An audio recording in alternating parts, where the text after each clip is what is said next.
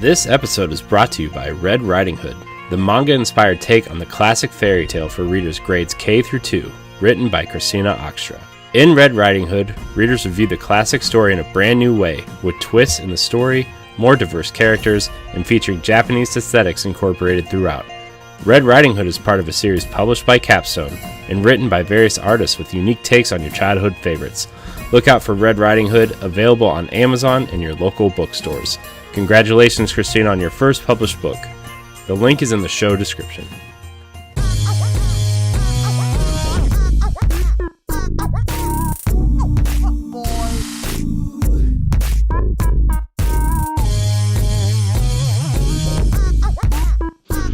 What's up, everyone? Welcome to the Crossroads Podcast. This is the inaugural podcast for the PlayStation voice of Boss Rush Games.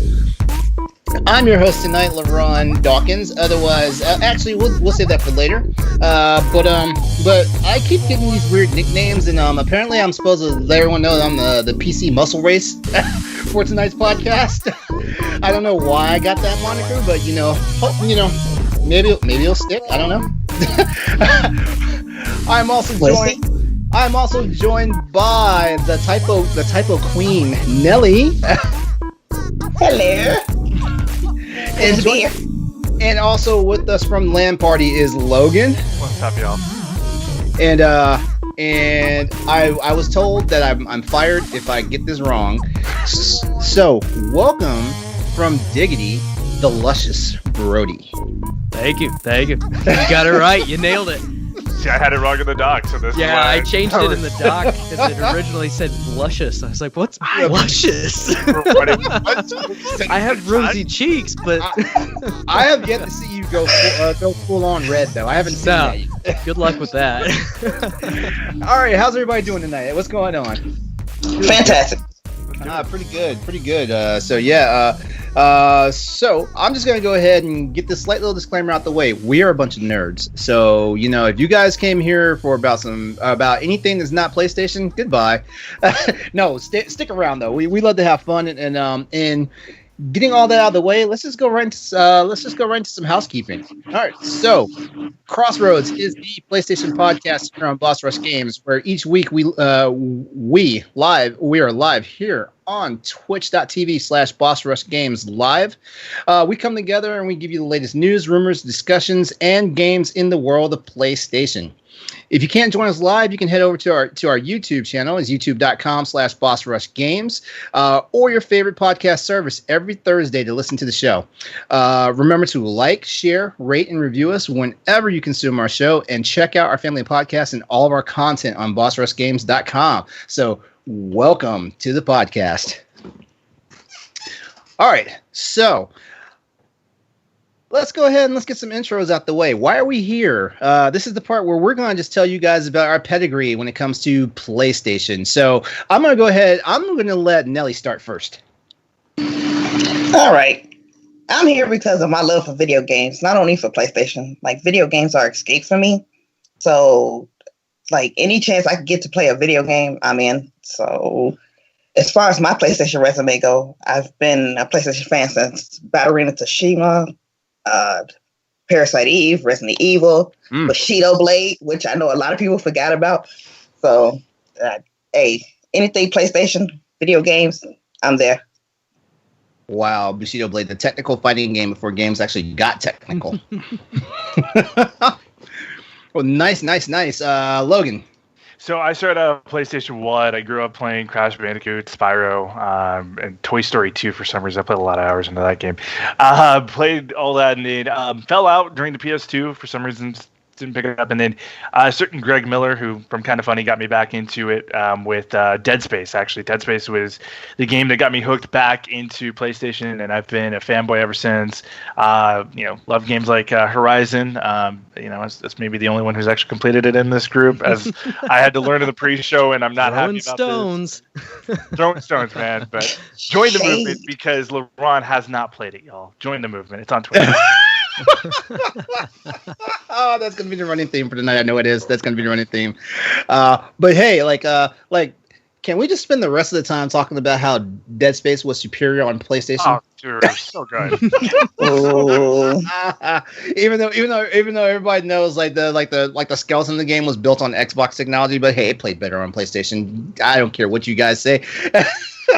All right, Brody, what's up with you? Well, I'm actually probably the black sheep here. I have not been a PlayStation fanboy for the very long. I actually just got my first PlayStation a couple years ago. Growing up, I was a Nintendo kid, and then I got into the Xbox ecosystem just because a lot of my friends were playing there.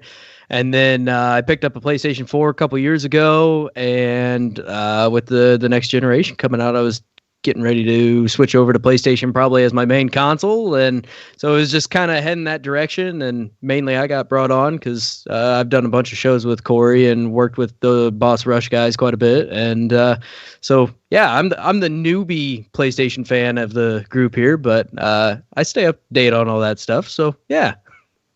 All right, you know what? You're part of the PlayStation community now. We always welcome anybody new, big, small, even people who lost their way and went to other consoles, Nintendo, you know. But yeah, so basically my PlayStation resume, I've pretty much been diehard since the very first PlayStation 1 system, which launched with PS1 launched in December of '94, and that was my Christmas present. I was actually on deployment, and I begged my family back at home, like, hey, like, I don't want anything for Christmas except this PlayStation that's coming out. And my family's like, what's a PlayStation? I was like, just look it up. And they're like, oh God, you want a video game system? Aren't you a grown man? And it's like, I want a video game system. I'm out to sea for the next 6 months. Please send me this. I got it. You know, I got it for Christmas because my family loves me and stuff like that. But yeah, I am, even though I've strayed, because I'm more of a PC gamer now, you know, thanks to my job and my profession and everything. Like I work in the IT field, so PCs have become the thing now, and I've learned so many ins and outs of it. But my PlayStation pedigree, like I said, starting with PS1, getting PS1, PS2, the Vita, the frickin' PSP, PS3, PS4. I've had it all. Cut my teeth on games like Ballerina Toshinden. Also, another obscure game that was actually pretty great, but people have forgotten about this shooter called Philosoma. It did some great things back then. And of course the other games like Parasite Eve, like it was Squaresoft back in PS1 before it was Square Enix, and everything Square came out with, I just ate up on the PlayStation. It was a glorious time for me, and so yeah. So I got welcomed back into the ecosphere. I have a PS4, like I said, and I play it, but after I shifted PC games, like it took a lot of prodding from guys like Ed and Corey from our other podcast families to like say, hey, you better come back.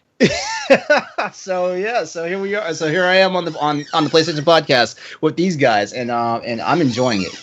All right, so anything else we want to add, or nope. All right. You got some? Oh no. Okay. All right. So, let's just go ahead and get to the news block. And the first thing we're going to talk to you about is Ghost of Tsushima Legends. So, here's what I know about it for sure. Like, if it broke the internet as far as the gaming sphere was concerned about, because they might as well said Kingdom Hearts 5 was coming out or something. You know, I know there's not Kingdom Hearts 4, but I'm just saying that's how big the internet took the news of Ghost of Tsushima Legends. And guys, what do you have to say about it? I mean, this is a game that is the fastest selling new IP for PlayStation. And so this game's really taken off. It's been really well received, even in Japan, which would be the pickiest audience for a game this.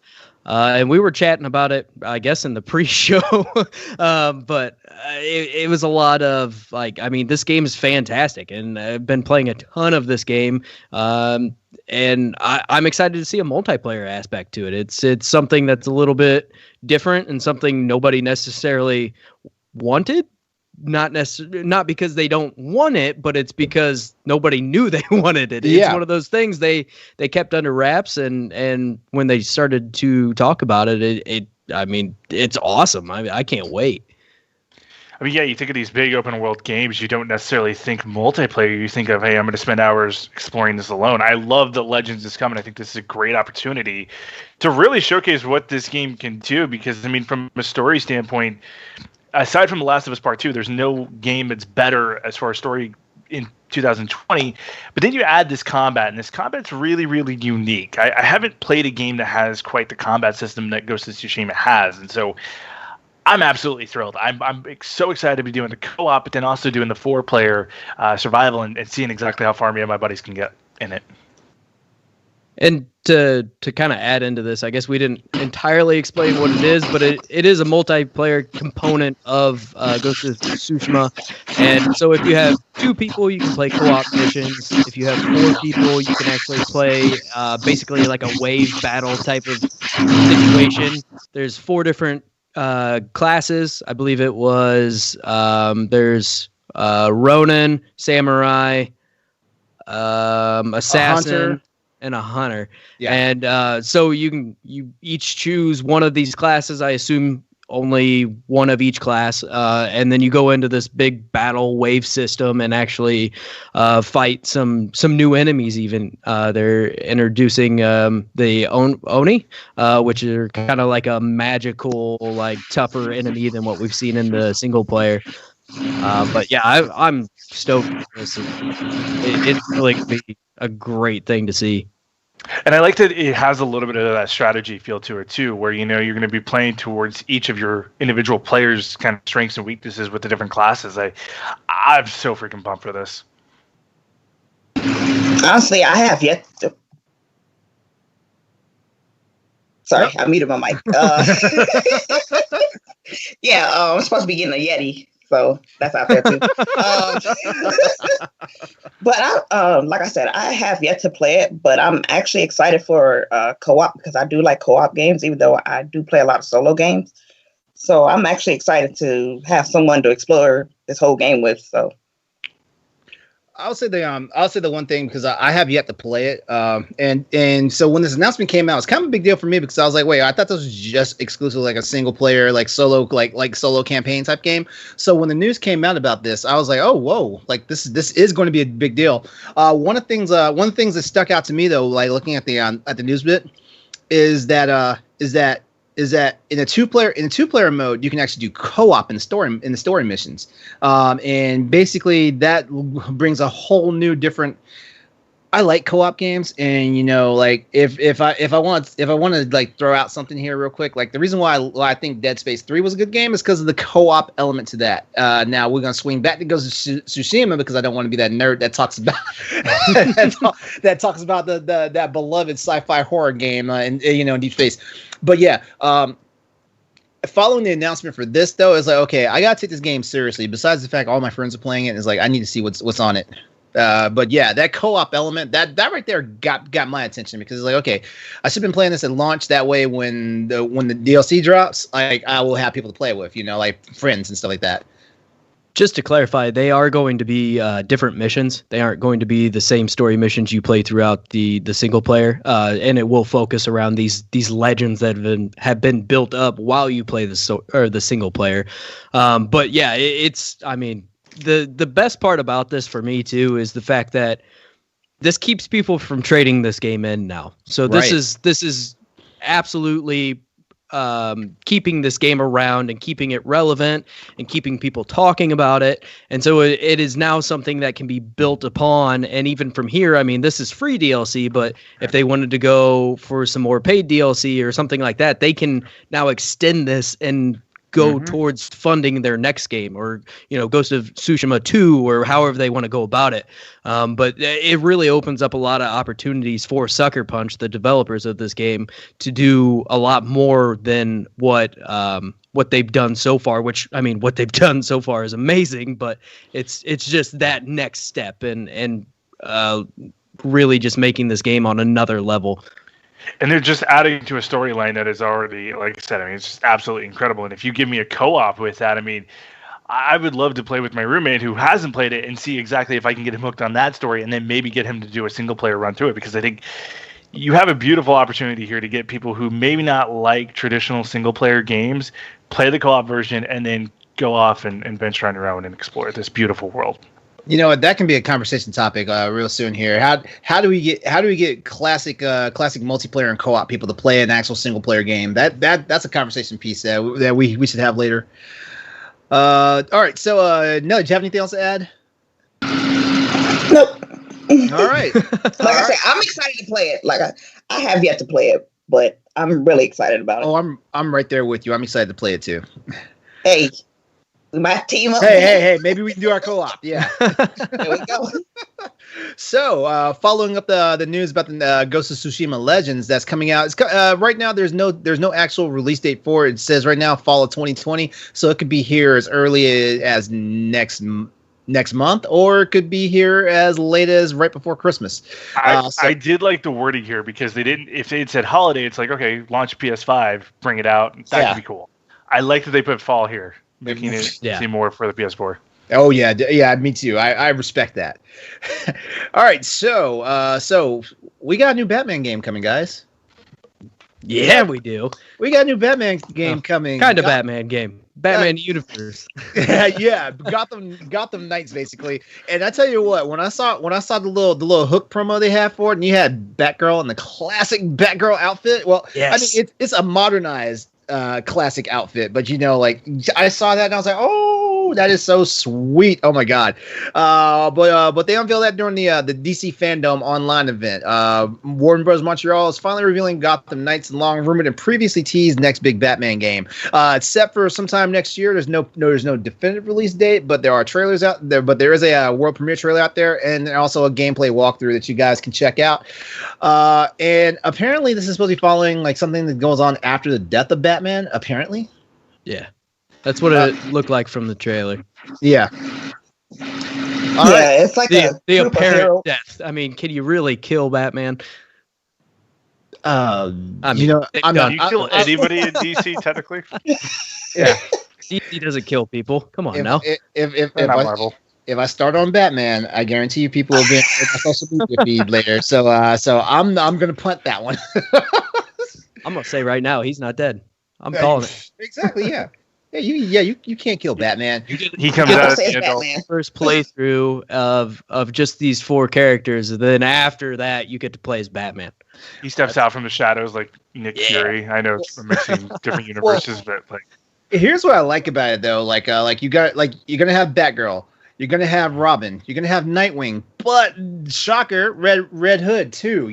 That was a shocker for me because like I feel like Red Hood, like we knew about the Jason Todd character from back in the day and everything. If you're a comic book nerd, but a lot of the mainstream audience didn't know who Red Hood was until the Red Hood animated film came out, and then that's all of a sudden when Jason Todd character came back, got amazing. Everybody loved him, and so when I saw the news that he was going to be featured in the game as well, I was like, okay, yeah, they know who they're marketing to, so they're going to have a blast of this.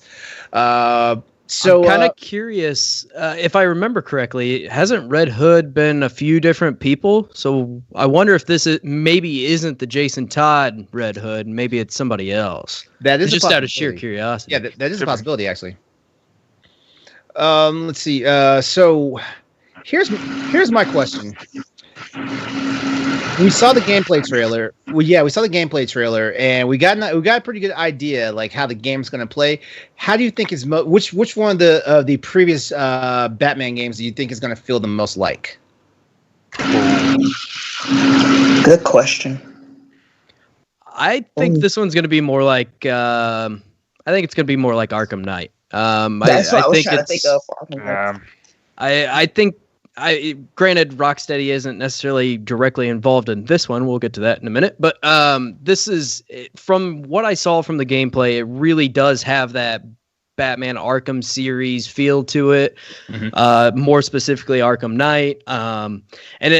They have, the four different characters like you were talking about. And the combat looks very similar. I mean, simple, but also kind of you're relying on combos, but it does look like they add in some new elements, like some better moves and a little bit more complicated stuff to an extent. I doubt it's going to be too crazy, but still a little bit more to kind of add that extra flair rather than just bouncing from target to target.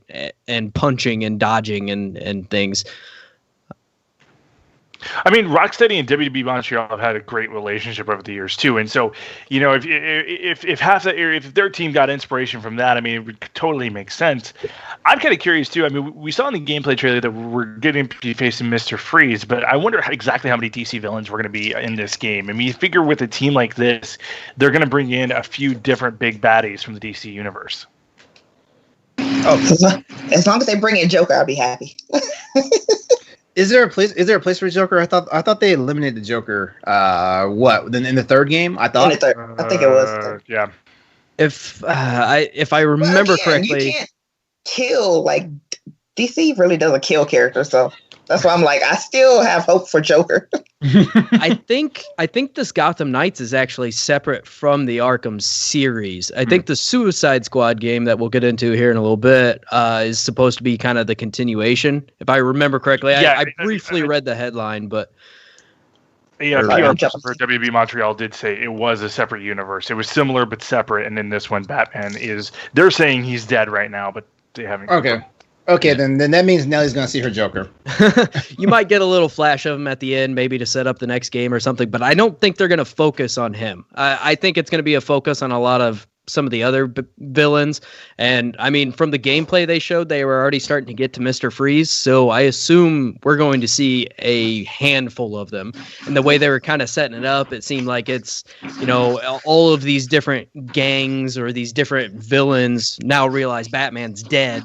And so now all these guys are kind of creeping out of the woodwork. And I think there's going to be a plethora of different Penguin's an easy one to look at too. I mean, that'd be a perfect fit for this game here. Oh yeah. I was thinking Penguin too. I'm hoping to see him.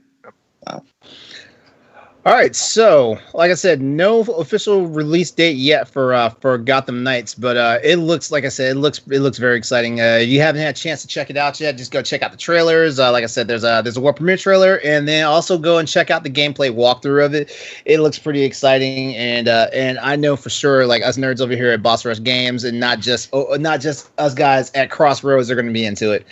All right, so our next and rolling right into it, DC's on a roll because the Suicide Squad Kill the Justice League game has been announced and is set tentatively for 2022 for a release date. I'm not gonna say anything. What do you guys think of that trailer? I'll let somebody else talk first. I feel like I've been doing a lot of talking. Man, I'm gonna shoot to the ending with Superman, like we were all talking about. Maybe that's like Super Kryptonite. I don't know, but we'll see. It was an interesting trailer. The fact that we get King Shark and Captain Boomerang, which, hey, shout out to WWE fans, Samoa Joe voicing King Shark, which I love that. The fact that we're getting both those heroes as playable characters, along with Harley Quinn, of course, this game has just money written all over for me. DC FanDome was such a great event, and I thought specifically the game side did such a great job of showcasing games that not only are we going to care about, but for the most part, DC's kind of dominated in the game sphere of it, and they've just continued this legacy of just great game after great game. This one looks to be just another addition in their long line of great awesomeness. Oh yeah, for real. Here's what I will say. I'm one of those people that trailers, if it's not a gameplay trailer, it doesn't do anything for me. It's just like, oh, I know your game's coming. But for some strange reason, Suicide Squad, I was maybe like 15, 20 seconds into it, and then the more it got into it, the more I was riveted to it, to the fact that I was like, oh, I didn't even care about this game at first, and now I'm like, I'm probably going to get this game and launch. Just that fun comedic element. And here's the thing about it. Here's the one thing I will say. You can tell when the developers are having a good time making and creating a game based off of what you either see happening in the trailers or based off of what you hear behind the scenes. And these guys are having a blast with this game. And the reason why I know they're having a blast with this game is because I was having a blast watching that trailer. Yeah, there's a fun I was enjoying all the combat that like everybody just going in on the enemies. I was like, I'm actually feeling this. I can't wait to see the gameplay of it though. Mm-hmm. I'm interested to see what style of game this is, because it is coming from Rocksteady. So it is, I mean, the people who made the Arkham series. But this is it appears to be very different because they showed off the 4 characters, and I wonder if we'll get more Suicide Squad characters as well. I thought it was interesting that they did choose King Shark, which I mean, I love him, but it's an interesting mix when you think Suicide Squad, especially in the last 2-3 years. You think of kind of the movie that came out and flopped. So it's interesting they chose who they did choose for this trailer, at least. But I'm interested to see the style of game because it is 4 people. So I'm wondering if this is going to be like a level based thing. Is it going to be an open world thing where you can have your friends join in with you? I mean, because right now we really don't know much other than this trailer, which trailer, again, like you were saying, LeRon, this was amazing. I love this trailer so much, and it really captured the kind of goofiness of these characters and how they all kind of don't mesh but still mesh together in this weird sort of way. And I think they really have an opportunity to do Suicide Squad some justice after, obviously, the movie didn't. And I think it's also really ballsy to go after this IP immediately after that movie, essentially. But yeah, this game's still a ways out. So obviously we're going to see quite a bit more from these guys. And we're going to see a lot more of what they're doing with it. And because I think they announced 2022 games coming out. 2022. So there's plenty of time here to see more, but the best part about the trailer is it does entice me to see more. It did get me excited for this game, even though I was very hesitant when we found out it was a Suicide Squad game. But I think a little nervous around that IP, right? But I really think that they can do this very well, and if anybody can do it, it's Rocksteady. I will say this: when the news came out that the next game from Rocksteady was a Suicide Squad game, like you already saw people like picking up the remote, changing the channel. But see, I look at it like, okay, if we go back to DC FanDome for a second, we look at they had a pretty great Suicide Squad trailer for the movie that James Gunn is working on, and I think they're trying to kind of capitalize on that. Where like, if you watch that Suicide Squad trailer that James Gunn did, King Shark looks awesome. Captain Boomerang looks awesome. And I think what they're trying to do is say, hey, these 2 characters were awesome in the movie. Let's continue that over gameplay, and let's get you more of that fun. Because, I mean, Suicide Squad is completely different from any superhero kind of a team that we've ever seen before. And you have that unique creativity to put these characters that have never been in a big game form like this in this spot and feature them with Deadshot and Harley Quinn, 2 well-known, well-loved characters.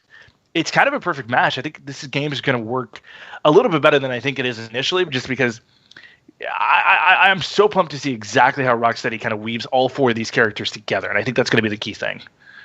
And I actually read it is an open world game, and we can actually jump in between whichever character we want to play as. So I think that's going to be an interesting feature because we won't be stuck on one character. We get like multiple personalities within gameplay. So.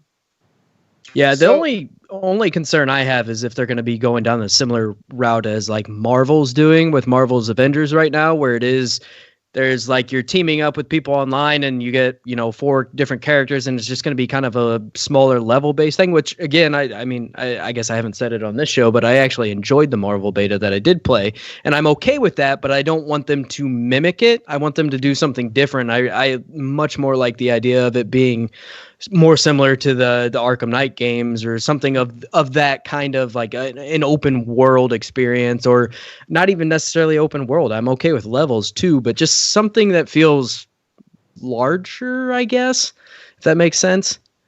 And it did sound like they kind of like more like story driven more than anything else. I do want a story to this, and kind of I want them to do something really cool with this IP. I really do. And honestly, another thing I really loved is that they got Tara Strong to voice Harley Quinn again, because she's probably one of my favorite Harley Quinns. She does such a good job. Absolutely incredible. She's an amazing voice actress anyway. Oh yeah, she does so much. Like if you look at all the different things she's done, it's incredible. Like the range she has is just unreal. Yeah, I was like, oh, Bubbles is Raven? Okay. So, and she did Tara. Didn't she do Tara? No, she didn't. I'm sorry. It was Tommy Pickles. Yeah, she was Tommy Pickles. Yes. Back in the day. Yeah. Her IMDb page is just huge. Oh yeah. Oh, it's insane. So apparently the game's taking place. Well, we know at least part of the game's taking place in Metropolis. So I got to ask the big question: if we lived in the DC universe right now, which city do you think you'd stay in the longest? Metropolis or Gotham? Which city do you think you could survive living in? Metropolis is kind of the nicer city. I mean, to an extent. I mean, Gotham's basically Jersey versus New York. I mean, Gotham's a mixture of Chicago, New York, and Jersey all mashed together, and Detroit. It's literally just take all of the worst components of all of these cities, throw it together. The most destitute big city. Knowing me, I'll probably go to Gotham because I'm a city kid anyway. So. Well, it's funny because I was watching as I was watching the trailer. I was like, well, I already known it was the Suicide Squad trailer. But I was watching the trailer. I was like, man, that's got to be Metropolis. All these explosions and all this stuff. That's got to be Metropolis. Oh, gee. All right. Well, so there we go. So DC's got some big plans in the work. The new Batman Gotham Knights game and Sucker Punch. Wow. What? I'm getting my IPs confused here. Suicide Squad. So let's go ahead and let's talk about something that we thought about moving into a category called rumor control, but given that there's like this buzz around it behind it making a PlayStation appearance, let's talk about this Prince of Persia remake possibly. So, for some people, because it was news to me when we brought it to our discussion room, it was news to me that Prince of Persia remake was reportedly happening. I will say this: if it's taking place during that Sands of Time storyline, I'm all for it. But I hate rumors in the video game world because there's one simple thing: everything that we hear always winds up being completely opposite of what we want it to be. Yeah, absolutely. I mean, for the longest time, kind of going back into the Suicide Squad thing, forever everybody thought the Rocksteady game was going to be focused on the Court of Owls, and it turns out it's actually the opposite.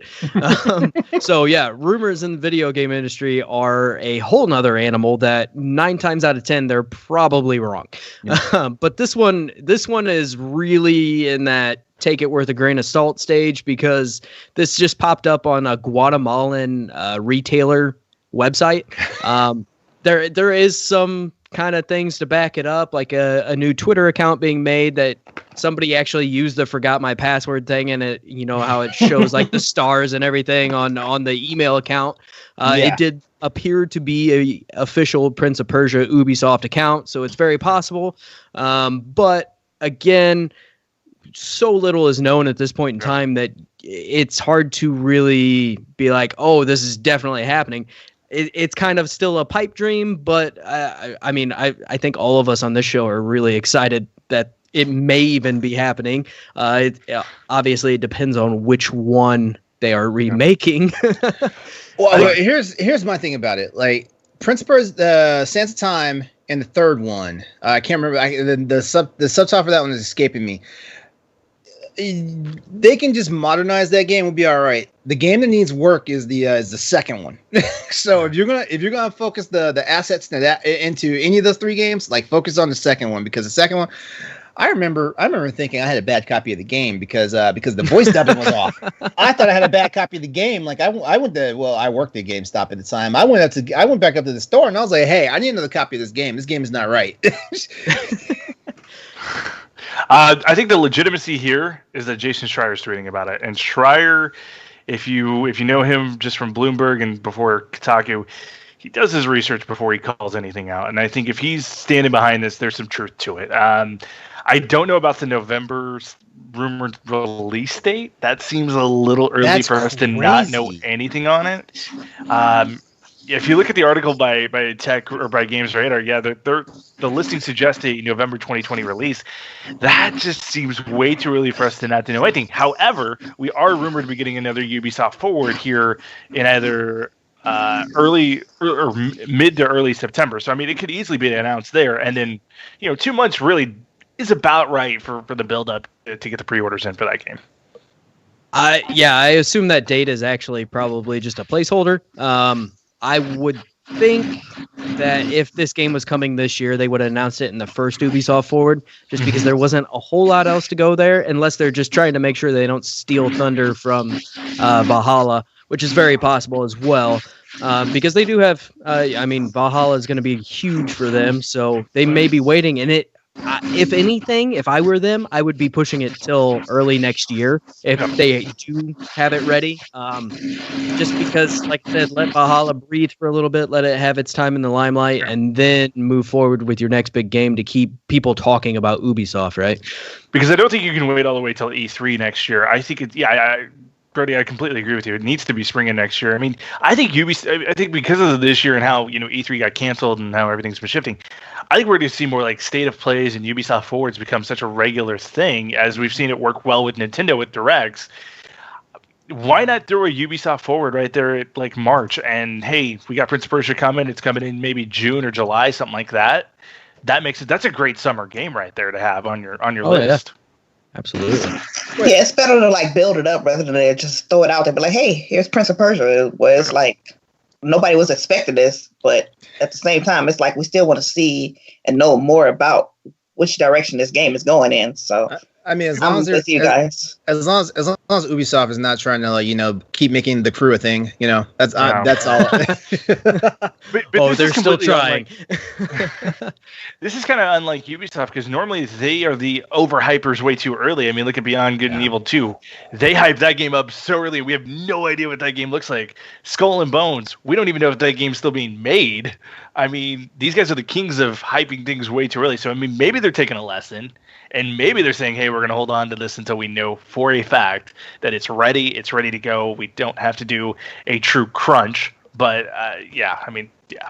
Either that or they do announce it in the next Ubisoft Forward and it actually comes out November of next year. I mean, that's possible too. Yeah. Because I know they releasing Watch Dogs this year. So that might be another big title of theirs. Yeah, Watch Dogs, and then Valhalla, and then on top of that, you have Cyberpunk coming out. There I mean, this that's a lot of competition. Already pretty crowded. Yep. Maybe push that into next year and kind of build off that momentum and stay away from some of these other big releases. Because Prince of Persia is great and it has a huge fan base, but compared to some of these other games, maybe not so much. And it'll be the it's not gonna backlog. shine. Right. It'll go straight into the backlog until you played through Cyberpunk 8 times and it's weird though. Like I have such a big nostalgia about games, and that's actually going to be one of our topics a little later on in this discussion tonight. But I have such a big nostalgia for games like that. Like I actually took time out from playing Monster Hunter just to run Resident Evil 3 into the ground. I mean, literally, I ran I haven't gotten all the unlocks and achievements and everything. But let me tell you, when I say I spent about 60 hours in Resident Evil 3 Remake, like I spent that time there. That's impressive because it's not even a terribly long game. Exactly. Yeah. I want to say you can beat that in an afternoon and still have time for dinner. Yeah. If I remember correctly, it's only like a 5-hour game or so. I mean, just quickly blow through it, but most Resident Evil games are short anyway. But actually, all the Resident Evil games are short. We were just little wussies, when they first came out because we were scared death of dying. Well, games just keep getting bigger and bigger too. I mean, you look back at the old Mario games; they're not inherently long. They're just pretty technical, and you got to be spot on, or you start back at the beginning. And I don't know about that. Luigi's Mansion, man. Like I feel like I'm in Vietnam with that game right now. Well, I guess I mean more back like the NES days. The NES days, yeah. The original Marios. But yeah, it's games just keep getting bigger and bigger. So now you look back at a 5-year or a 5-hour game, which at the time was probably fine. And now, as far as lengthwise, and now you look at it, you're like, if it's not 100 hours, I don't want to play it. I know people feel like it's not worth the money. Right. Yeah, Resident Evil 3 got dragged. I was like, bro, I'm like, if you like the series, just give it a chance. I don't even know why I got dragged. Like it's actually a good game. It is. I played Resident Evil 3 way more than I played 2, and I like 2 a little bit more than 3. But 2 was amazing, but 3, 3, I don't know. It just has my heart. I almost cried when I finished it. I was like, well, you almost cried because you know kind of where the future goes for like those. Yeah. Well, I mean, except for Carlos, we know where the future goes for like Jill. oh, definitely. But yeah, enough about that. Let's go ahead and talk about the PS5 controller. Because I tell you what, that thing is a thing of beauty to see, and I cannot wait to get my hands on one. But apparently the PS5 is going to the PS5 DualSense Controller. The capabilities of that controller are supposed to just elevate the experience of any PS5 game that you play. But here's my thing. Do you guys feel like it may be just another gimmick, like how 6-axis was a gimmick, and of course like move and motion control? Do you feel like that? How do you guys feel about the PS5, the DualSense controller? Besides the fact that it's gorgeous. Go ahead. You'll either love it or you hate it. I mean, if the second that you're playing Call of Duty and your weapon jams and the controller jams on you, you're going to throw the controller, you're going to smash. I mean, it's just going to happen. But then, like, I feel like Miles Morales is going to be the game that gets me hooked on it, because, like, being able to feel how, like, the webs sling out, I think that's going to be just an absolutely incredible experience. There's games that this controller is going to be made for, then there's going to be games just going to be god awful for. I'm curious how it feels with first person shooters, but you're either going to love it or you hate it. I'm excited because they, like, for example, with a game like Horizon, you'll be able to feel the bow and like the pressure of the bow. So I'm excited to see what that feels like. One guy was doing a demo and he was like, "Oh wow, I could just kind of like feel the sand." I'm like, "Feel the sand? What?" So I don't know, like how the character gets heavy on the sand or somehow he was describing that. Are we in an episode of Black Mirror? What's going on here? So I'm actually excited. I want to see what it feels like when I'm reloading the gun, like Logan said, and then gun gets jammed or something. For me, don't come at me with pitchforks and torches here. This feels very gimmicky to me. It feels like your typical marketing stuff. This reminds me like 1-2 switch, feeling how many ice cubes are on a controller type of thing. I mean, I get it. It's cool. It's awesome. It's haptic feedback. But at the same time, all of this haptic feedback has to be implemented into the game by the developers. So it all comes down to how much the developers want to use it. I mean, the trackpad on the DualShock 4 is great, but it doesn't get used all that often because all of these developers have to put in the time and effort to do these things. So like, Ghost of Tsushima, where you kind of rub your finger across it and that shows you the wind where you need to go. That's cool, but it's not necessary. It is kind of this thing that it's neat that it's there, but it doesn't have to be there. You could easily just press a button and do it or however you wanted to. Granted, they shoved a ton of buttons into that game and a ton of little submenus and stuff, but it's so much of this and it is awesome what it does, but it has to be utilized or else it's just a pointless gimmick that was there very similar to a lot of other things we've seen in the past from games, which is very common, unfortunately. To kind of build off that too, I think that there's more important features to focus on with the PS5, like the 360 audio. I think developers are going to be putting more and more towards that, especially with like the rise of we're seeing Apple AirPod Pros get Atmos this year. I think that's kind of going to be a huge feature going forward, is giving us that moving audio, that surround sound feeling in our headsets. That's going to be huge. And then like just expanding on ray tracing and exactly how much it can impact your games. I think studios are going to put an emphasis on those features compared to, oh, hey, well, you can feel it in your controller. I mean, because the PS4 has some of these features too, and just developers haven't used it that much. Yeah. Yeah, and the haptic feedback is very much like it does feel better, but I don't know if I'm sold on the idea of feeling sand. I mean, you're going to feel something, but it's not. I don't know. And I haven't held the controller, so I don't know. I mean, maybe they pulled some magic here, but at the same time, I just if they add too much to it, it also could be a problem with the controller breaking over time. If this is actually feedback on the stick that makes it harder to move or something to kind of give that feeling, or however they end up going about it. I mean, we're getting a little trail of what to follow on this, but it's concerning at a certain point because you add too many mechanisms to something, it will eventually break. Yeah. So, and that's the one thing, haptic feedback can be a gift and a curse, because I remember back when the DualShocks first got rolled out, like when PlayStation revamped the controllers for the for PS1, the DualShocks had too much rumble, and a lot of people were saying it was like doing things to their hands. Like even after they were playing the game, they could still feel the vibration in their hands for like an hour or so after they played the game and stuff like that. So I mean, it's great that the technology's come a long way to the fact where like it actually does like kind of immerse us into the game, things like that. But I also feel like it can be a gimmick, hey, you guys can @me on social media if you want to have a conversation about it.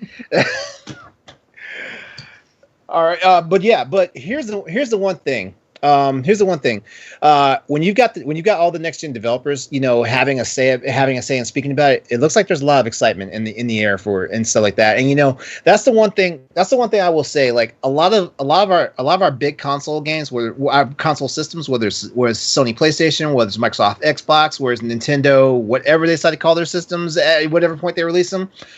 There's always been some type of gap or divide between the company and the third-party developers. And the fact that so many third-party developers are talking about this controller, that lets at least there's going to be some effort. We might not see anything special after by the time we get to the end of year 2 of the PlayStation 5's life cycle, but there's buzz about it right now.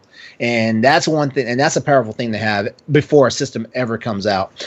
As a matter of fact, PS4, just the console itself had that same third party developer buy-in as what we're seeing right now with everybody and this controller. And maybe it's just because everybody's just in love with the controller, because I'm in love with it. It's beautiful, and I can't wait to see the color options.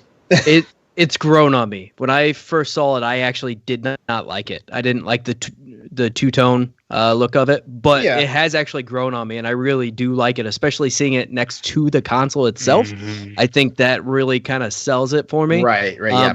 And to kind of go off of what you were saying, where there's so much support behind this controller, there's so much support behind this console. Mm-hmm. I mean, the way developers have been gushing about the PlayStation 5 in general is just awesome to see, and it makes me so excited to see the effort and what they're doing with this.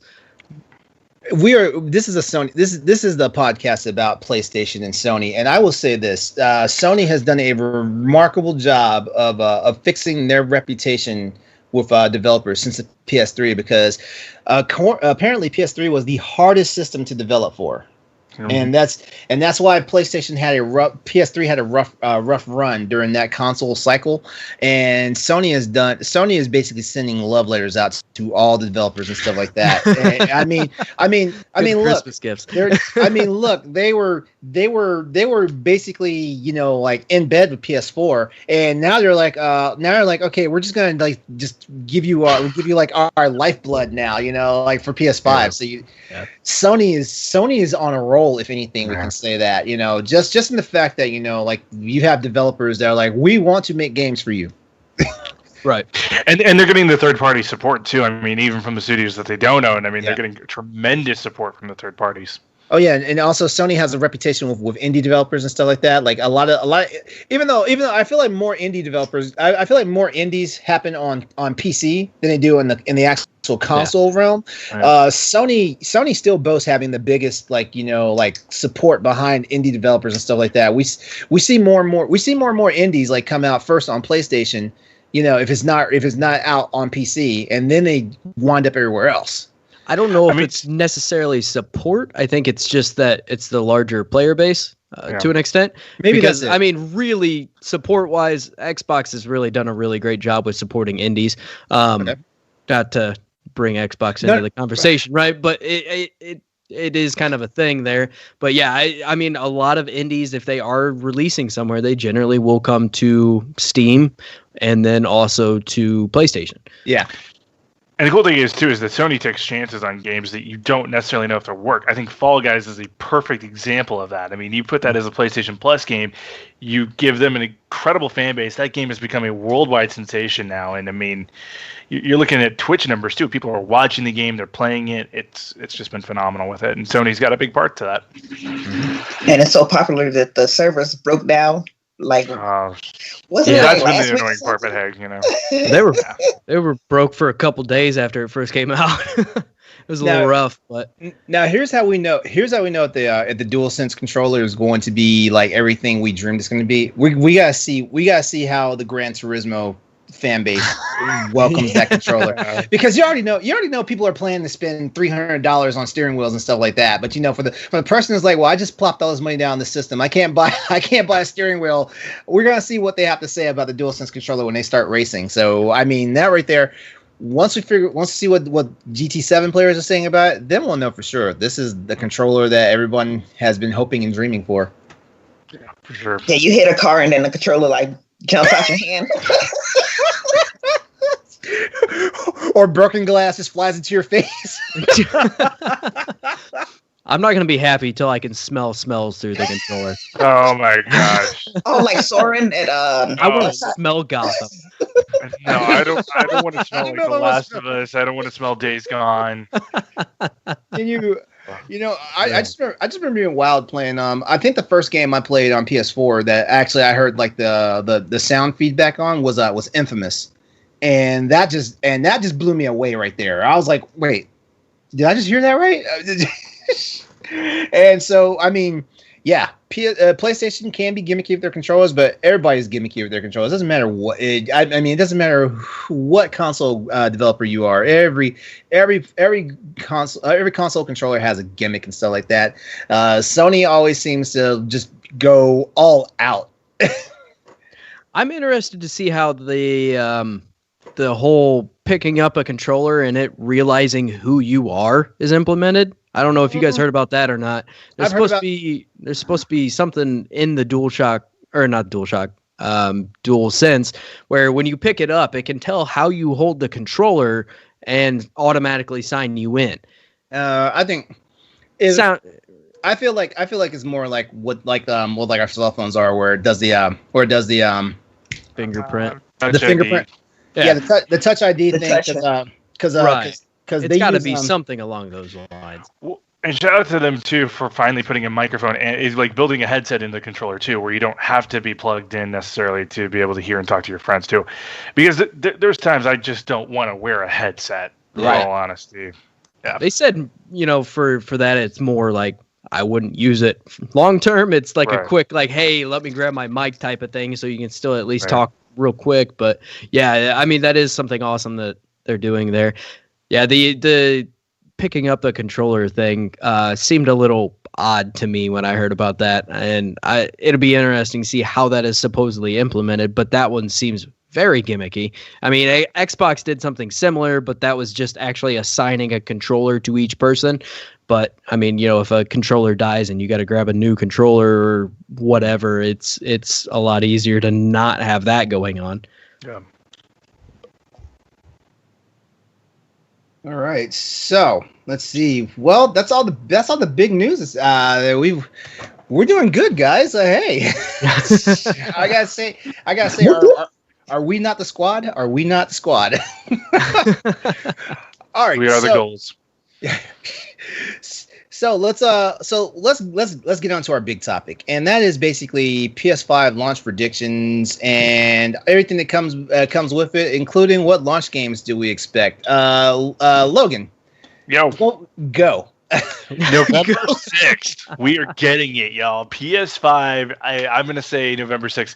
Sony likes to release on Fridays. Go for it. Take it November 6th. I think if they had a good horror game, wait a week and do it on the 13th. Friday the 13th would make a total amount of sense, but we haven't heard anything major. We know RE8's coming, but I don't think that would be a great necessarily launch title for the PS5. I think they're launching with Miles Morales, and I wouldn't be totally shocked if Ratchet and Clank are right there too. Ratchet and Clank is either in December or it's at the end of November for me. I think, especially with the holiday, it's so easy to sell Ratchet and Clank right there around Black Friday and Christmas. And so I think Miles Morales will be the launch title. And then with by the way, a remastered version of Spider-Man. I think that makes a ton of sense. That gets players back involved in what I think Insomniac's one of Insomniac's best creations. $5.99 is your price for the disc version. I think $4.99 with the digital version. Wait, $5.99? Yeah, $5.99. Okay. With the disc, $4.99 digital. Okay. Nellie. I'm actually hoping it is Spider-Man. I wouldn't mind. I wouldn't mind playing the new Spider-Man. Especially like since I got my PlayStation when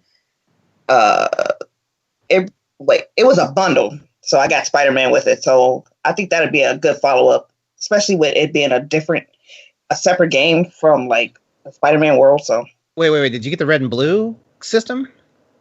Actually, no. I got the regular black, and it came with the copy of Spider-Man. And they threw the disc in there. Okay. Mm-hmm. I was about to say jealous. The PS4 Pro version, yeah, with the red. Oh, it's so sick. Yeah. Well, I'm so mad because I walked into Best Buy and they had a bunch of the God of War ones in there, and I was like, I can buy this right now, but I need to wait a day. I should not have waited that day because the next day I went back, they were gone. You don't wait on stuff like that. I know, and I was going nuts. I was like, oh, they're not coming back. And so, like, every time I saw like an online contest for one of those consoles, I was like, oh, I'm entering. I don't care if they want it with my financial information. I'm entering this. Unfortunately, I never got one, of course. But they did get your information. They got my information. That's for sure. So you're saying also Spider-Man? Any ideas on those price points, or are you also with Logan on that one? Since I feel like since the games are going higher, I think that price is gonna rise. So I'm thinking like 700.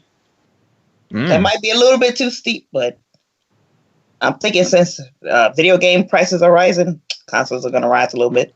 Actually, before I go to you, Brody, let me ask everybody this: how much do you think would be too much for either of the new consoles? And I'm not just talking PlayStation. I'm talking Xbox too. How much do you think would be too much money? Like it might actually break the community to try to want to justify buying it. Anything over 600 is going to cause a massive uproar.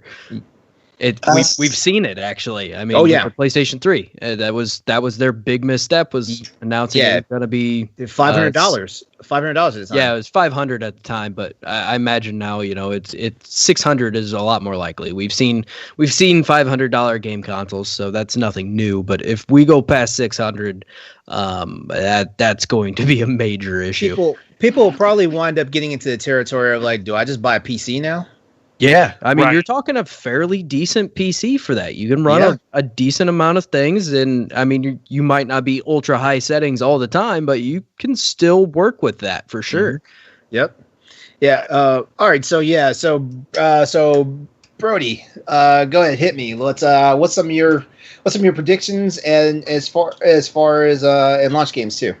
I think we'll definitely see Spider-Man at launch. I don't think they would have announced it and said it was coming this year if it wasn't launching with the PlayStation 5. I mean, that's a huge system seller right there. They got to come in. I mean, they don't have to come in strong. I mean, Sony definitely likes to kind of ride on their past laurels. So this is definitely something where they're coming in a little bit cocky, but I do think they are also aware that they need to have something at launch, or else there is a desire to some people, but a lot of people aren't going to buy it at launch, and that's going to be the case anyway. But I think very much Spider-Man is going to launch alongside this console. I feel like Spider-Man is going to be a launch title just because they let out with that game first on the live review, on the live reveal. I think this is going to come out the second week of November. The last two consoles have come out. The PlayStation 3 was November 11th, and the PlayStation 4 was November 15th, or I might have got those switched around. One or the other. On the PS4. So I think we're definitely going to see it probably the second week of November. Any later than that, now you're kind of getting into the territory of Black Friday, and it gets a little messy. So it's easier to go that first or second week of November and still be considered holiday season, right? You got to hit that November window to an extent. I guess kind of Halloween somewhat gets thrown in there too. It's kind of a weird where people make that cutoff, right? But and I'm torn. I think this is going to come in at 500. I could definitely see it being 600, but they're both playing this game. Both major console, Xbox and PlayStation here, are playing this game of who's going to announce the price first. And neither of them want to overshoot it because we've seen in the past that is a major misstep. And so they're really trying to be generous with this. I mean, for the most part, when you're selling a console, you lose money anyway, or you're just barely making money, like a couple dollars per system, right?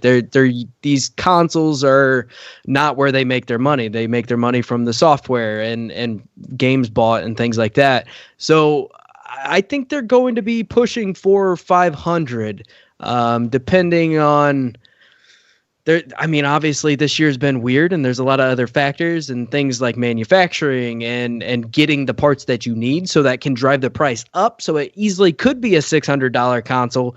And I don't think they'll go above that, but I'm really torn on that price. And then whatever that price is for the disc version, I think you're looking at $100 to $150 cheaper for the discless version. I mean, it's the same thing essentially with a different shell on one side and minus the optical drive. So it's not like it's a huge thing, but they can also afford to put that out there a little bit cheaper. And on top of that, that ensures that all of the games that are purchased are now digital and they make more money on digital games than they do physical games. So it's a win-win for them. And I think they can afford to take a little bit bigger hit on that. So LeRon, you and I talked about this on the Boss Rush podcast last week, where, I think the reason they're going to come out with Spider-Man Miles Morales with this is just because Sony is cocky. And with 343 delaying Halo, this is a perfect opportunity to puff out your chest, to be the Sony that we know and love, play the heel, and come out with your big exclusive. I mean, it just makes sense. But yeah, for real. Joining along with the group. Yeah, I also believe that Spider-Man Miles Morales is going to be a launch title. I don't see why not. And if I'm being pretty honest here, I felt like they were going to do Miles Morales as DLC for the last Spider-Man game anyway. So I guess as time got closer and they're like, hey, we've got a console development cycle coming up. I think they saw always where the wind was blowing and was like, hey, this gives us enough time as opposed to rushing and getting this DLC out here and trying to keep this other IP going long enough, because we know a Spider-Man sequel is coming. Miles Morales is not.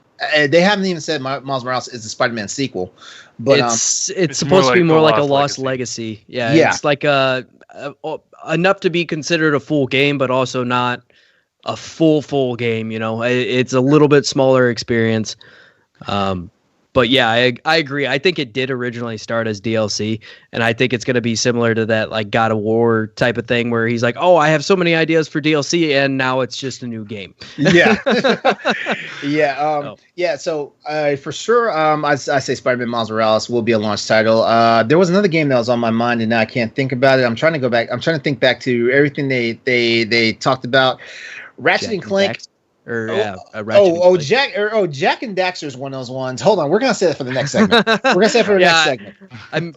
I always mess those up for whatever reason. I get back and forth because Ratchet and Clank are so and Jack and Daxter were so similar back then.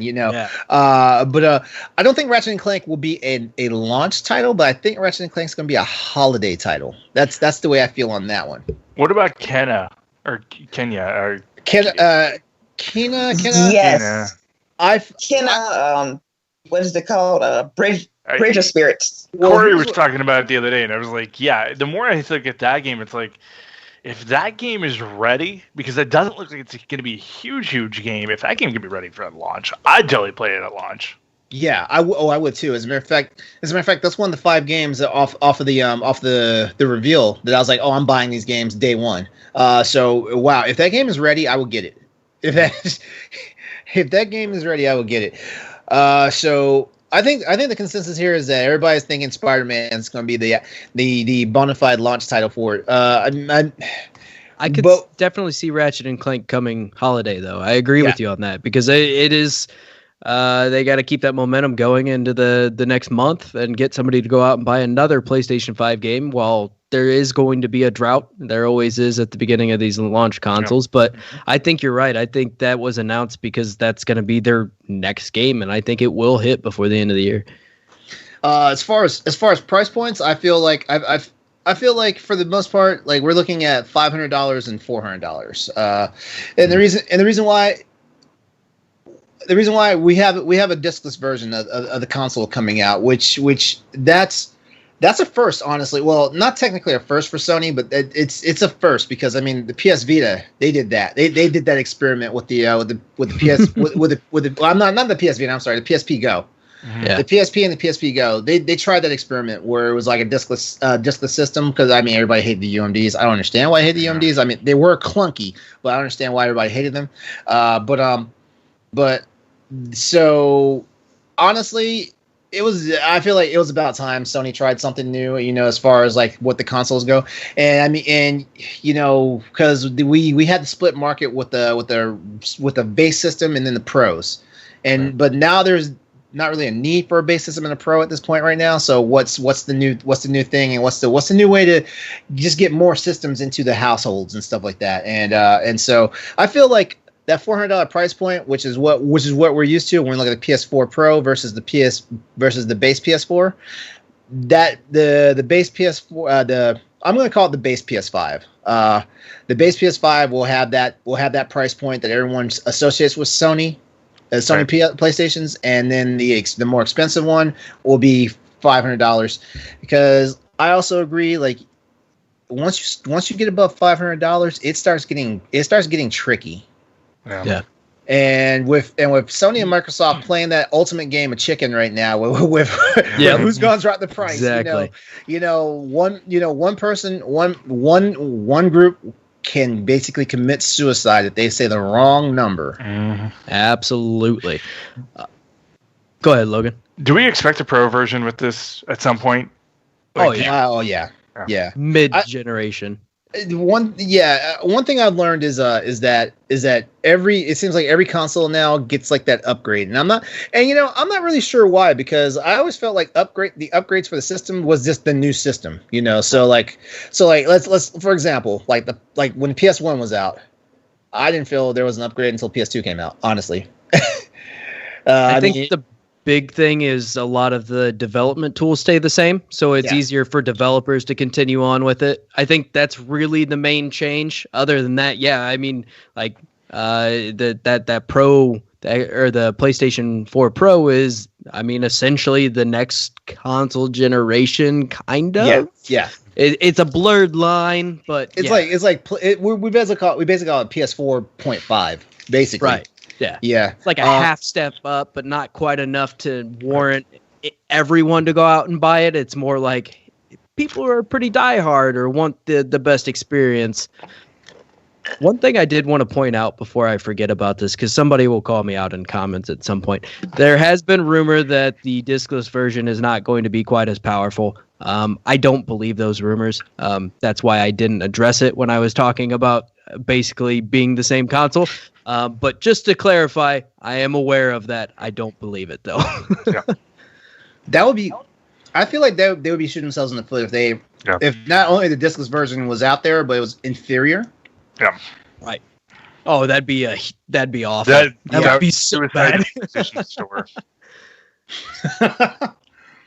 All right. So any other predictions?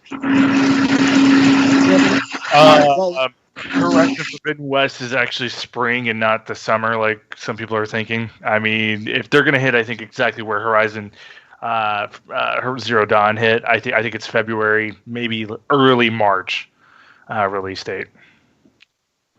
I think for the most part, after these consoles launch, it's going to be a little quiet. I mean, it's not going to be quiet because there's so much hype and everything built up around these consoles, but I don't think we're going to see a ton of releases just thrown at us or anything crazy going on. I think these consoles are going to launch. People aren't going to stop talking about them for a while. And so they're going to be able to build off that hype and without having to do anything. And they will. I mean, that's the easiest way for them to go about it. But yeah, I think, as we said before, I think we've pretty much covered everything we'll see this year. And even then, Ratchet and Clank might be a little bit of a pipe dream kind of thing. As much as I'd love to see it, it's not an absolute necessity for them, so they might push it off a little bit. You never know. And coronavirus is throwing a wrench in absolutely everything. So who knows? I mean, we'll have Call of Duty, we'll have Cyberpunk, we'll have Valhalla, we'll have there's a whole nother one. I remember the game I was thinking about now, Demon's Souls Remake. That was the game. Oh yeah. Yep. We'll also have Watch Dogs Legion. Mm-hmm. I mean, and then there'll still be those people who are just getting into Avengers and Tony Hawk Pro Skater because it's been on their backlog. I mean, man, really from like in 2 weeks when we get Avengers and we get Tony Hawk, from here on, it's a pretty dang busy year for games. Yes. Oh yeah. Yeah. As long as nothing gets postponed again. I think Won't Cyberpunk get delayed again? Oh no, God! Don't say that. Don't say that. I'm waiting for Cyberpunk. Don't Put say that into the universe. That happened. Then Xbox is like, "Hey, screw it. We're just gonna release the Xbox Series X." That was our savior. I think I speak for everybody here on the PlayStation panel. Like, guys, don't expect Gran Turismo 7 within the first year. Oh no! Like, no, that's the second year of the console. Yeah, when has a Gran Turismo game ever came out like right after the launch of a console? They didn't even put like a window in the trailer. They're like, "Hey, you know what? Screw it. We know we're not even going to be able to match anything. We don't want to tell you spring so we can delay it another 2 years after that." Oh God, they're probably still trying to get the licenses together. Oh, absolutely. At best, we would see it next holiday season, and I doubt even then. I would think we'd be looking at like spring of 2022.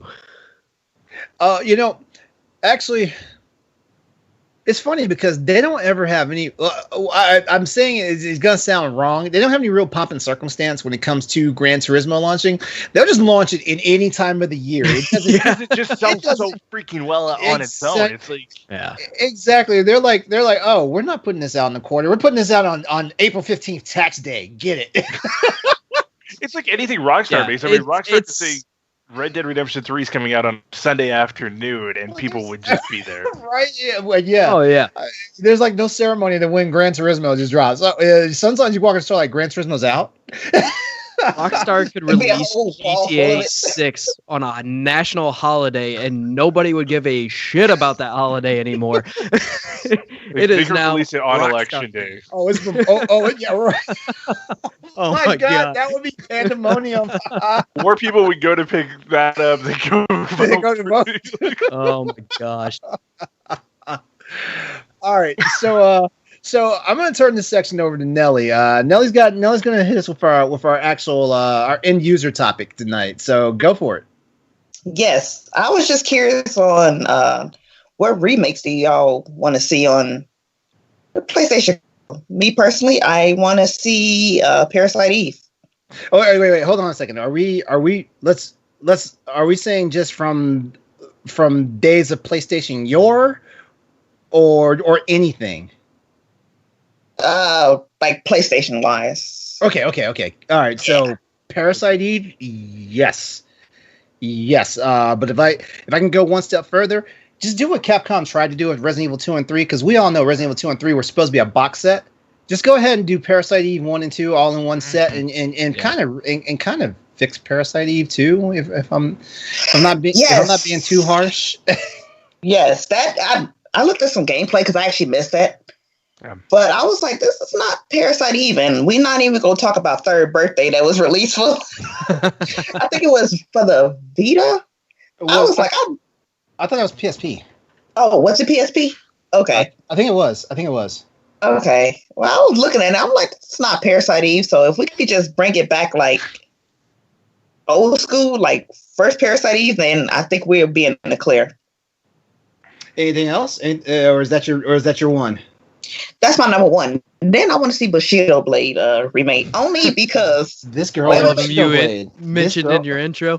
yeah. This girl in Bushido Blade, I swear. hey, I think that'd be a good drinking game. I don't know why. I can't see fights breaking out any worse than they do in Super Mario Kart. That's true. That's how you break up a family right there. Yeah. Oh man. Or Mario Party. Oh, Yeah. Oh, Mario Party started wars in my apartment. All right. So Brody, what would you like to see get the remake treatment for PS5? back Pac-Man Adventures, you cowards. I'm just kidding.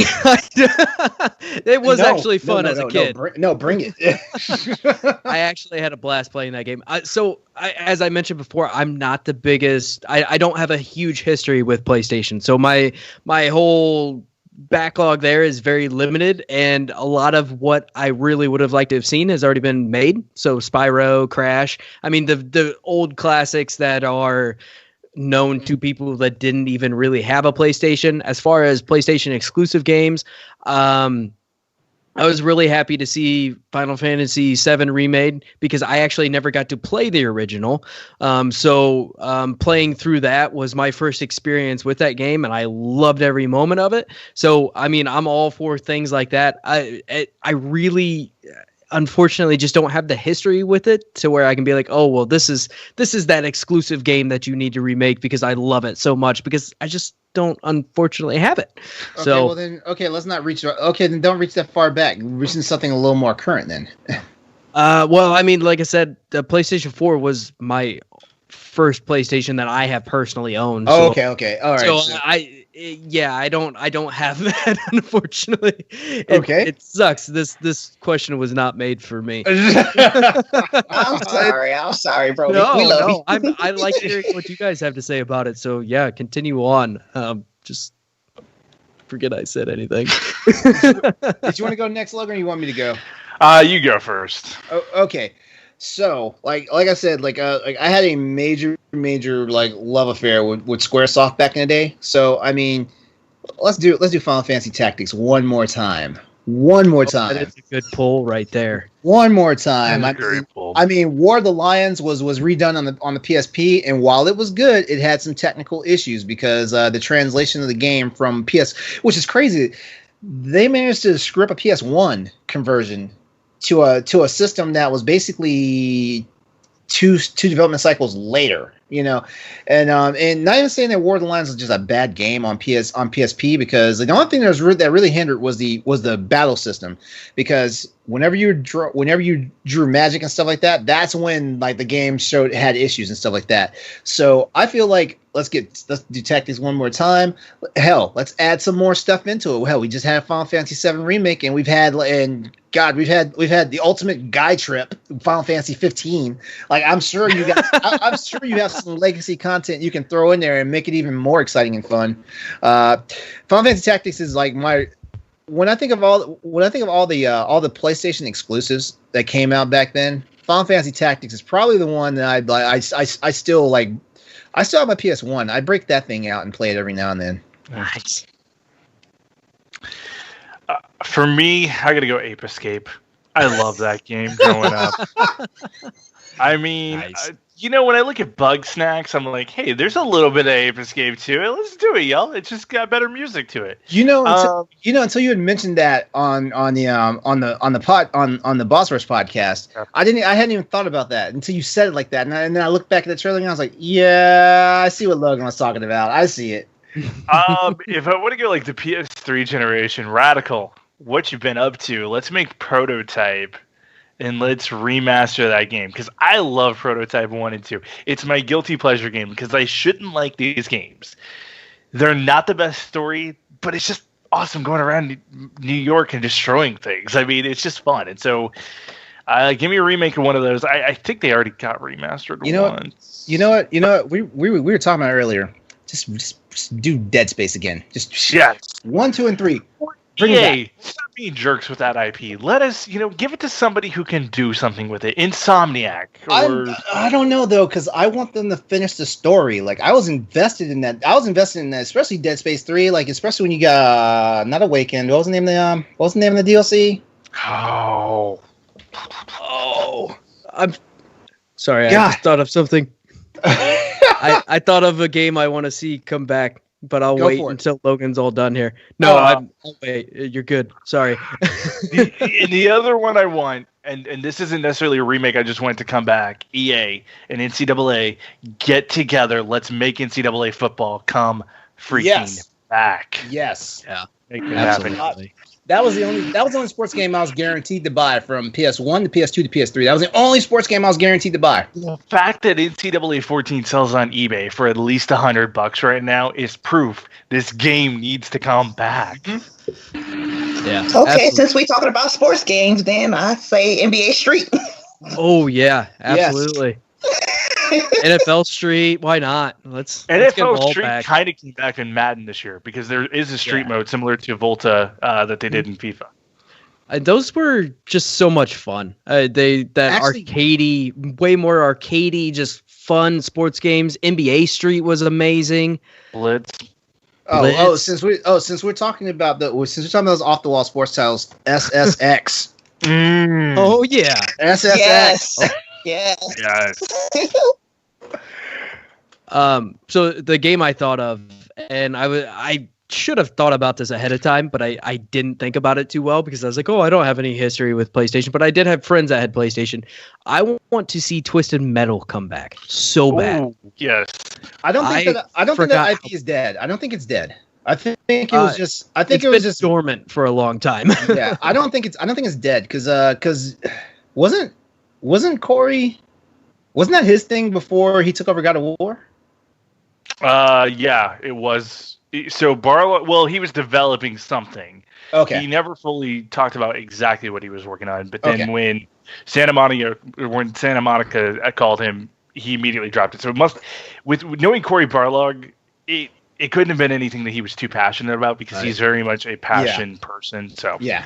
If I remember correctly, there was a story last year that came out about the original creator of Twisted Metal and how he's stepped away from games, or at least from the company that was developing Twisted Metal games or whatever that is. There was something there where that IP is kind of in a weird limbo right now. But I remember having so much fun playing those games growing up, and that's probably one of my big PlayStation memories that I do have.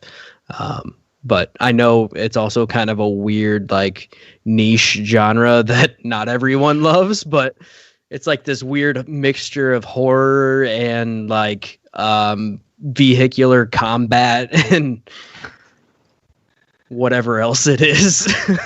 This will never ever happen, but what about Kojima taking that game on? That could be so much freaking fun right there. It could get really weird really fast. That could get kind of brutal. I had another game in mind. You know what, Dengue? Give me a proper remake of Metal Gear Solid 1. Y'all put it on GameCube. Y'all put it on GameCube, and then you didn't even have the stones to re-release it in that Legacy collection that came out on PS3. Yeah. Maybe it's the violent side of me. Probably Manhunt. I want to see another one of those. Oh my god! Game got banned almost across the world. So. And it wasn't even that crazy of a game. No, but I want to see what it would look like now on current gen. You know what? I love any game that makes politicians clutch their pearls. I love it.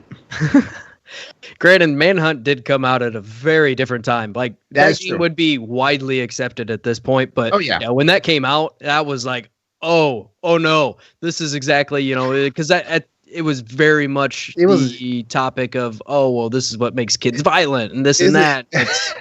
So yeah, it's basically Snuff Film, the video game. Yeah, exactly. Especially with all the killings and stuff going on now, that'll really just bring up, this is why video games create violence. It should be banned. So Let's not give the close to election season, please. I'm sorry. You're good. Yeah, no, we want to talk about puppy dogs and rainbows. We want to talk about that new Little Big Planet. You know, like all the colors and the animated mayhem.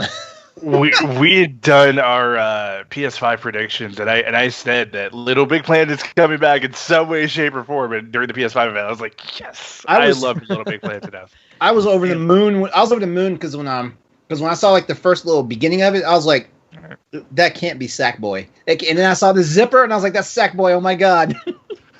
I'd like to see another. I'd like to see another Infamous too. I mean, yes, yeah. That it's not a dead franchise by any means, but it's been quiet for a little while. And I'd like to see those guys come back with another Infamous. Yeah. Here's a question for you. When it comes to Infamous, would you rather go back to Cole, the original hero, or would you rather continue with the new guy, which I forget his name? Desmond, is it? Oh, and speaking of Sackboy. Hey, my boy right there.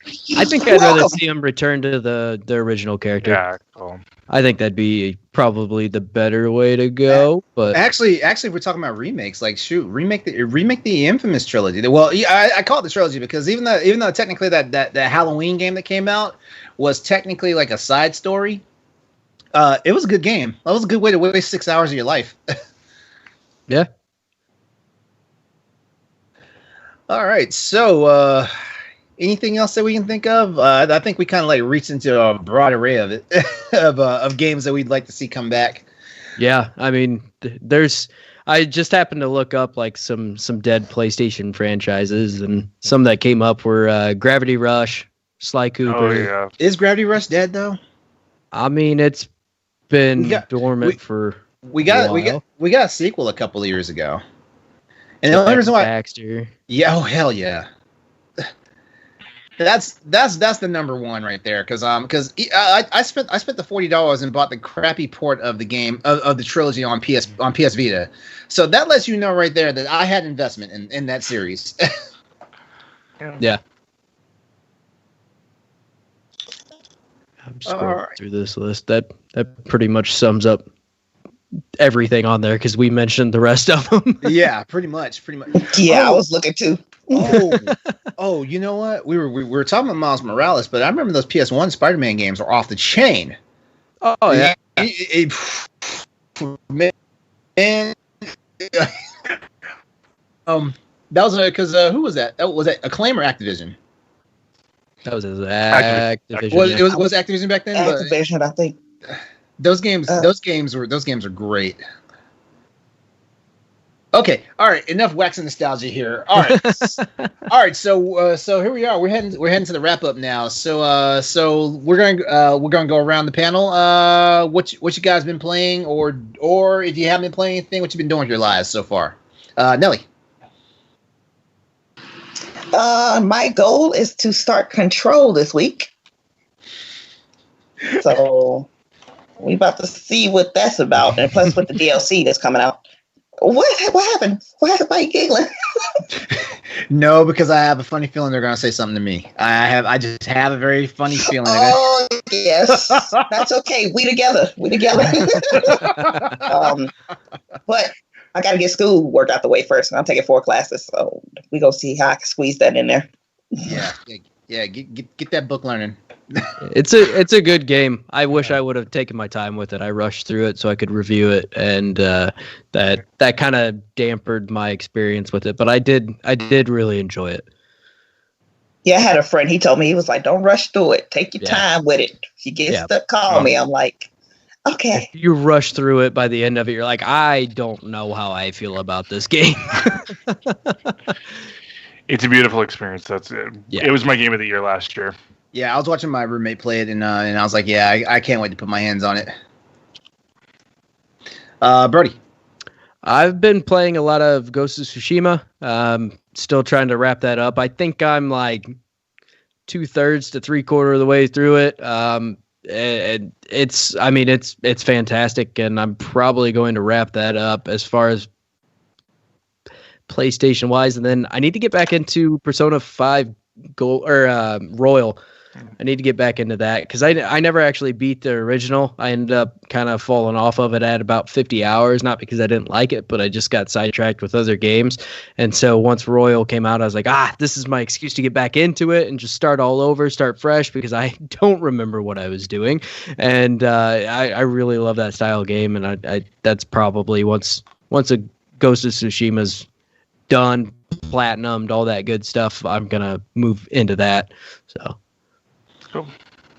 All right, Logan, what about you? I've been playing the Avengers beta, getting ready for the launch of that game here in a couple weeks, and I've been playing Tony Hawk Pro Skater beta as well. Loving that.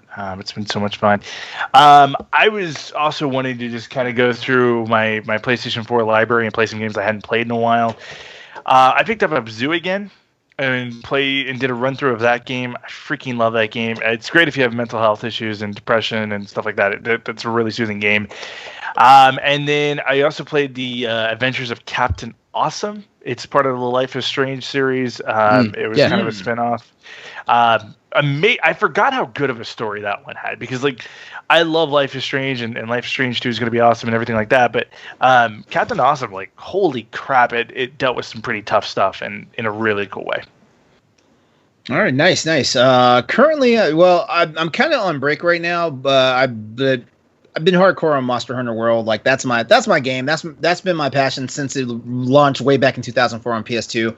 And as long as they keep making games, I'm gonna keep playing them. But it's funny because I was gonna have a review for Horizon Zero Dawn, but I still haven't touched the game yet. So yeah. So is it still in the shrink wrap? No, it's open. You at least looked at the disc.